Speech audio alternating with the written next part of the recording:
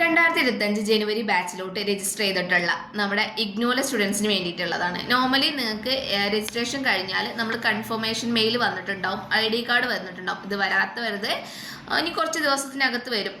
അഡ്മിഷനിൽ രജിസ്ട്രേഷനിൽ ഒരു ഇഷ്യൂ ഇല്ലാത്ത കുട്ടികൾക്ക് ID കാർഡും കാര്യങ്ങളും വരും.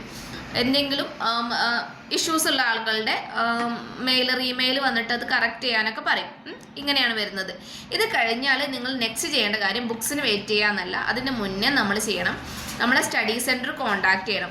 സ്റ്റഡി സെൻറ്റർ എവിടെയാണോ ആ നമ്പർ നിങ്ങൾ ഗൂഗിൾ അടിച്ച് നോക്കിയാൽ അവിടുത്തെ നമ്പർ കിട്ടും, നിങ്ങളുടെ ഇഗ്നോ സെൻറ്റർ നമ്പർ കിട്ടും. അവിടെ കോൺടാക്ട് ചെയ്തിട്ട് ഏതെങ്കിലും വാട്സപ്പ് ഗ്രൂപ്പ് സ്റ്റാർട്ട് ചെയ്തിട്ടുണ്ടെങ്കിൽ അതിൽ നിങ്ങൾ ജോയിൻ ചെയ്യണം.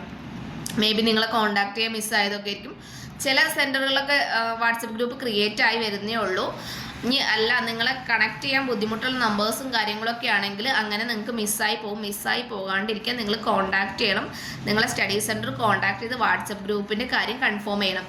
അതിലാണ് നിങ്ങൾക്ക് അസൈൻമെൻറ്റ്സിൻ്റെ കാര്യങ്ങൾ എപ്പോൾ സബ്മിറ്റ് ചെയ്യണം, എവിടെ സബ്മിറ്റ് ചെയ്യണം, എന്തെങ്കിലും ക്വസ്റ്റ്യൻസിലോ കാര്യങ്ങളിലോ എന്തെങ്കിലും ഡിഫറൻസ് ഉണ്ടോ, ഇങ്ങനത്തെ എല്ലാ കാര്യങ്ങളും നിങ്ങളുടെ കാര്യങ്ങൾ ഇനി ഡിസൈഡ് ചെയ്യുന്നത് അവരാണ്.